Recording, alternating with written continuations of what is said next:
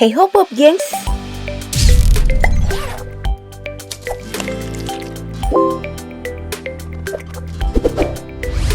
Coklat! Hal yang satu ini tentu gak asing banget ya. Mau kamu tua, muda, miskin, kaya, putih, hitam, pria, wanita, bahkan di tengah-tengah. Pasti pernah kan icip-icip coklat? Entah itu dalam bentuk batang, selai, atau bahkan cuma topping doang. Coklat udah ada di mana-mana dan bisa dimakan dengan berbagai bentuk. Nah, karena udah nyinggung tentang coklat, tahu nggak sih, coklat itu dibuat dari biji kakao. Gimana kalau kita cari tahu banyak tentang hal coklat di video DP Proses kali ini? Budidaya kakao di perkebunan modern hingga siap konsumsi.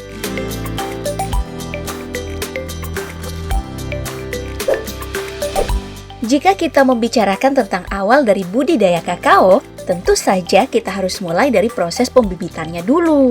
Ada dua cara nih untuk melakukan pembibitan pada tanaman kakao, yaitu vegetatif dan generatif. Biasanya, para petani memilih pembibitan generatif menggunakan biji karena dinilai praktis. Dalam proses pembibitan untuk kebun modern, biasanya proses seleksi dari biji yang akan digunakan adalah tanaman unggul. Hal ini bisa ditentukan dengan beberapa indikator, mulai dari tanaman yang sehat, produktif, dan juga berumur 12 hingga 18 tahun. Dalam satu buah yang terpilih, biasanya akan ada 20 hingga 25 biji yang layak untuk digunakan.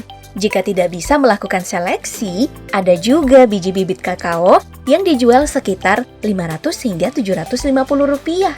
Bibit akan ditanam dalam polybag hingga berkecambah sekitar 4 hingga 5 hari. Setelah itu, bibit akan dipindahkan pada media tanam yang lebih besar, lalu diberi pupuk setiap 2 minggu dalam jangka 3 bulan.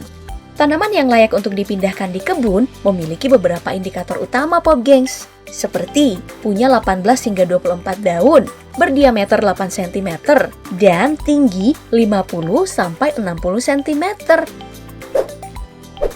Jika bibit sudah siap, maka tahap selanjutnya adalah penanaman. Dalam tahap ini, pemilihan lahan menjadi kunci utama untuk membuat sebuah perkebunan kakao bertahan. Kondisi ideal lahan yang dibutuhkan untuk membuat perkebunan kakao yang bisa bertahan lama adalah berada pada ketinggian 300 hingga 1200 meter di atas permukaan laut. Terus, memiliki suhu 18 hingga 32 derajat Celcius dengan curah hujan 1250 hingga 3000 mm per tahunnya. Selain spek ini, para petani juga harus memastikan kalau lahan mereka jauh dari penyakit, hama, dan bencana lainnya. Makanya, sebelum memilih lahan tanam, biasanya para petani melakukan uji coba tanam pada tanaman lain seperti pisang.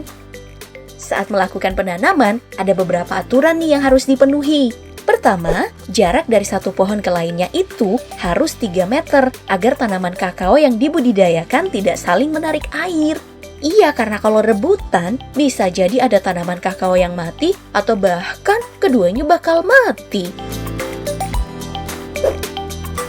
Kalau sudah ditanam, saatnya pohon-pohon kakao tadi dirawat.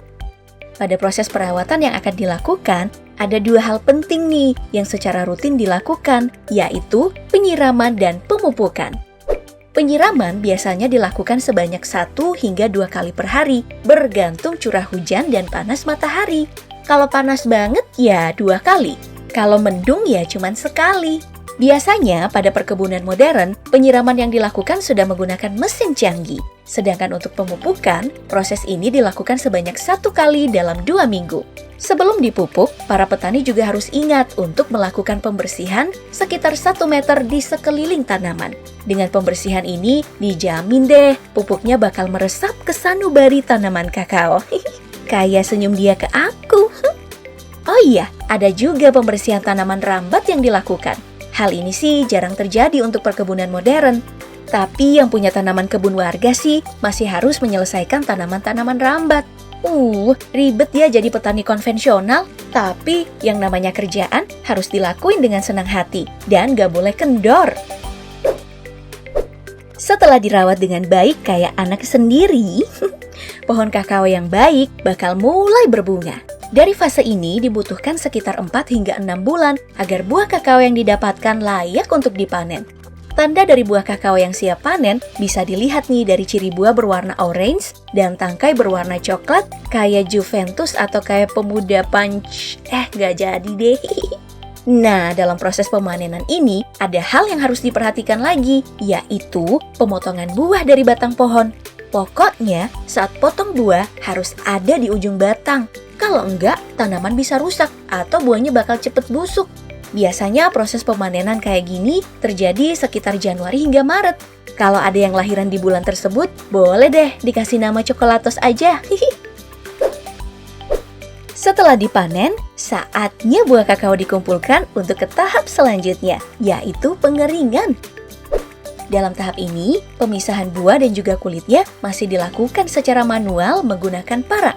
Tapi cara ini bisa merusak sebagian biji, makanya ada juga yang memakai balok kayu yang dipukulkan ke buah. Kalau proses pemisahan ini selesai, biji yang didapat akan masuk ke gudang dan kulit kakao bakal dijadikan pakan ternak. Untuk biji yang dipisahkan akan dikeringkan. Pengeringan pun akan ada beberapa cara, yaitu dengan menggunakan matahari ataupun dalam greenhouse. Tentu saja dalam greenhouse lebih aman karena pekerja nggak perlu kalang kabut kalau hujan datang. Nah, setelah buah kakao udah kering sesuai permintaan pasar, maka kakao siap untuk dibungkus dan dikirim ke pabrik pengolahan yang lebih canggih. Masuk ke dalam pabrik, sekarang waktunya mesin-mesin modern mengambil alih pekerjaan. Mesin pertama adalah mesin roasting atau pemanggangan yang membuat kakao jadi kering menjadi lebih matang. Proses pemanggangan ini bakal melibatkan suhu yang tidak terlalu panas, yaitu sekitar 50 derajat Celcius. Setelah dipanggang, biji kakao akan masuk dalam konveyor pendingin yang merupakan rangkaian kipas angin raksasa. Kalau kamar kamu gerah, kamu kayaknya bisa ditanyain pabrik coklat, kipas apa sih yang mereka pakai? Karena target suhu di pendingin ini sekitar 27 derajat Celcius. Setelah dingin, saatnya mesin berikutnya beraksi, yaitu mesin pengupas kulit. Bisa kita lihat kalau mesin pengupas kulit ini melakukan tugasnya dengan baik. Pokoknya misahin yang benar dan salah udah top marko top. Hasilnya berupa biji-biji kakao yang hancur berbentuk butiran-butiran kasar yang disebut dengan nips. Nips ini kemudian diolah kembali menggunakan mesin penggiling yang menghasilkan pasta atau cocoa liquor dan cocoa butter atau lemak kakao. Pasta coklat yang dihasilkan di sini sih udah jelas bikin kita ngiler full. Oh iya, selain pasta ada juga produk lain yang dihasilkan seperti bubuk coklat.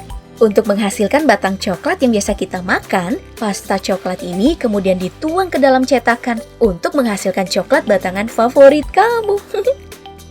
Beberapa produk coklat biasanya dicampur dengan bahan tambahan, seperti kacang meteh. Baru setelah itu dikemas deh. Singkat cerita, nangkringlah coklat-coklat kesukaan kamu ini di rak toko kesayangan kamu. Selamat menikmati!